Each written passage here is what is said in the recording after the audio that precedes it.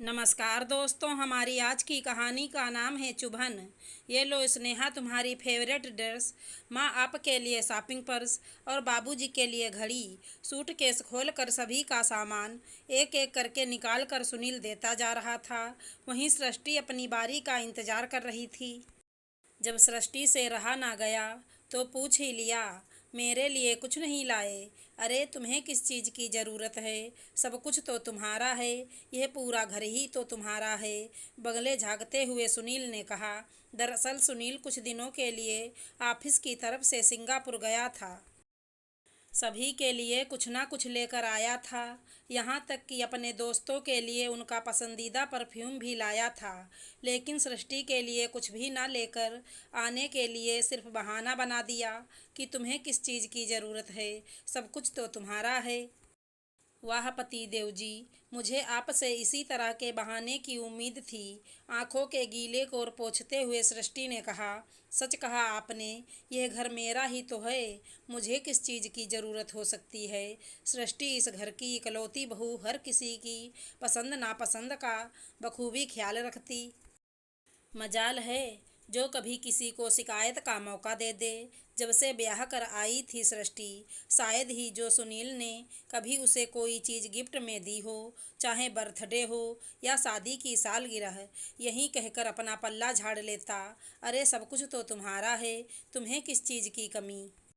शायद सुनील यह भूल गया था कि सृष्टि भी एक इंसान है, उसके सीने में भी दिल है। जिस तरह और लोग अपने लिए गिफ्ट देखकर खुश होते हैं, उसी तरह सृष्टि को भी लगता है कि कभी उसे उसका मनपसंद गिफ्ट दे। लेकिन उसकी यह ख्वाहिश आज तक सुनील ने पूरी ना की। हर बार सृष्टि अपना मन महसूस कर रह जाती।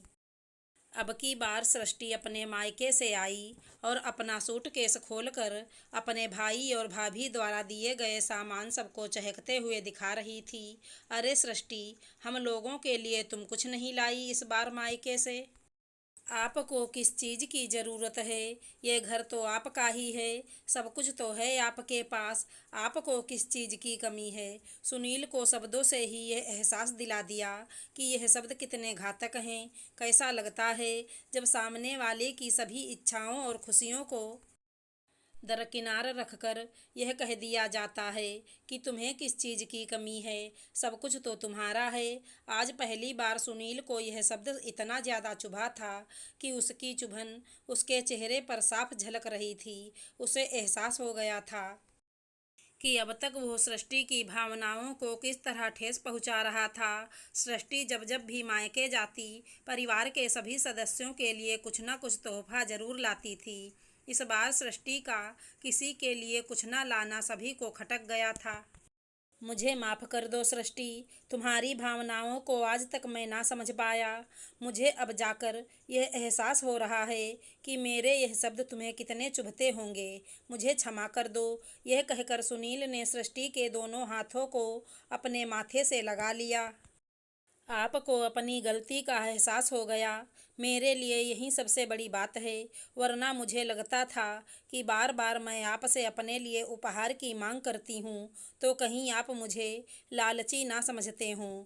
बच्चा हो या बड़ा, हर उम्र में इंसान को दूसरे इंसान से कुछ ना कुछ उपहार पाने की ललक ताउम्र बनी रहती है। आपने मेरी इन भावनाओं को समझ लिया, मेरे लिए यही बहुत बड़ी बात है, कहकर सृष्टि मुस्कुरा उठी। अब जब सुनील को अपनी गलत बातों का एहसास हो गया था कि अब तक वह सृष्टि के साथ कितना गलत व्यवहार कर रहा था, तो सृष्टि ने भी अपने साथ लाए दूसरे बैग को खोलकर परिवार के सभी सदस्यों के लिए लाए हुए तोहफे सबको दिए। सचमुच सृष्टि के द्वारा लाए तोहफे से आज सुनील को उस खुशी का दिल की गहराइयों से एहसास हो गया था, जिस खुशी से अब तक वो सृष्टि को वंचित कर रहा था। अब अच्छी तरह से समझ गया था कि किसी को यह कह देना, तुम्हारे पास तो सब कुछ है, तुम्हें किस चीज़ की कमी है, कितना दुखी कर देने वाला शब्द है। जिस प्रकार घर के सभी सदस्य उपहार पाने के हकदार हैं, उसी प्रकार सभी का ख्याल रखने वाली पत्नी भी उपहार पाने का हक रखती है। आशा करती हूँ हमारी कहानी अच्छी लगी होगी। धन्यवाद दोस्तों।